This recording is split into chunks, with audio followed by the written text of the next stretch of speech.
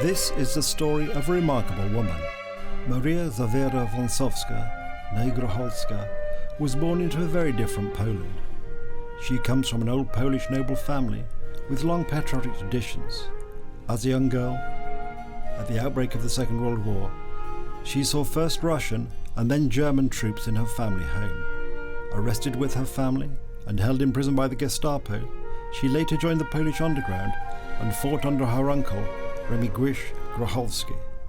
In 1944, she participated in the Warsaw Uprising, fighting in the Mokotów district. In this programme we hear, in her own words, the remarkable story of her life during those dark days, culminating with her heroism during the Warsaw Uprising, for which she was awarded one of Poland's highest military medals.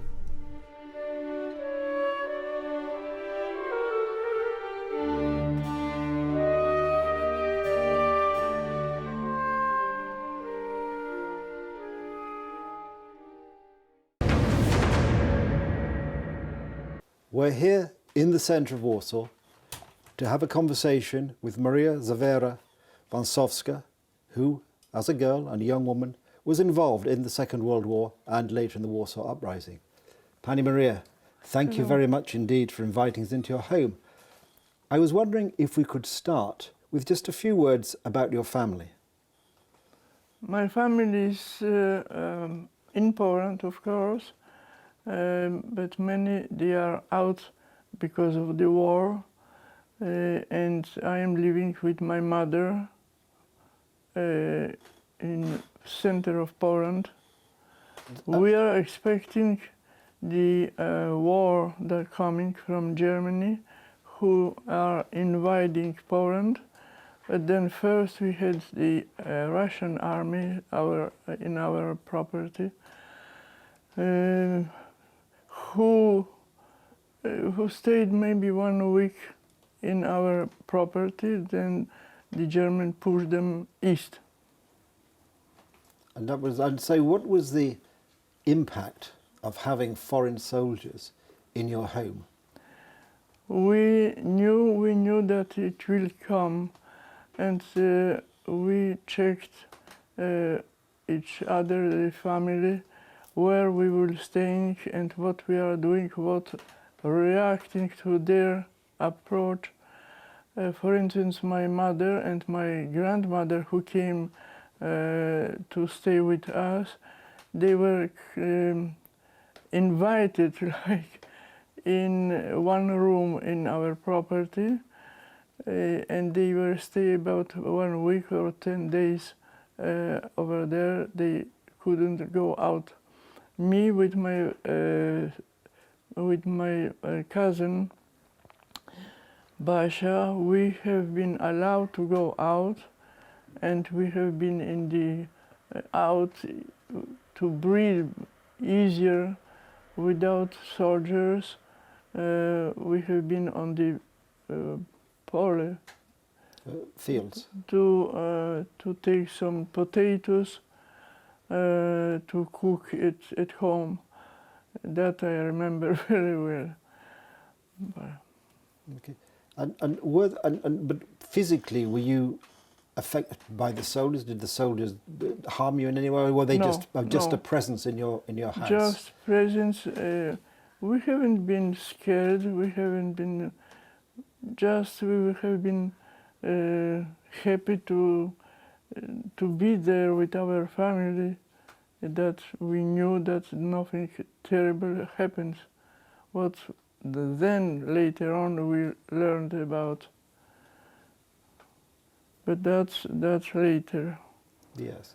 So for the first couple of years of the war, you were at home. Life was continuing more or less as normal, except for the fact you had soldiers all around you. Yes, but we stayed at home. We were continuing with our school business and waiting for the next thing that are coming. Meantime, my uncle, who was replacing like my father, who was killed before I was born even, but we were in contact with my uncle who had a beautiful room like in the forest where we lived, and we have been visiting him, coming with food, because he was already searched by the Germans. He was staying over there, so we have been feeding him in his room. Like, it was fantastic because it was enormous, like this place here, a hall, and he was living over there. And here, over there was covered, so if there is rain or something, he was safe. So he was in effect hiding from the... Absolute. Yes. Because he was in the beginning of the army, underground army, and many people there were coming over there in cachette, without showing themselves, because that was the beginning of the underground army. Right. And then I think, so life continued pretty much as that. And then I think in 1941 you were arrested.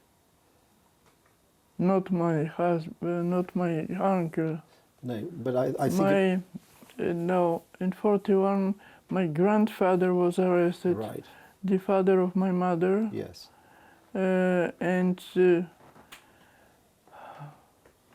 2 weeks after him, my mother was arrested. I was staying alone at home, so they came after 2 weeks.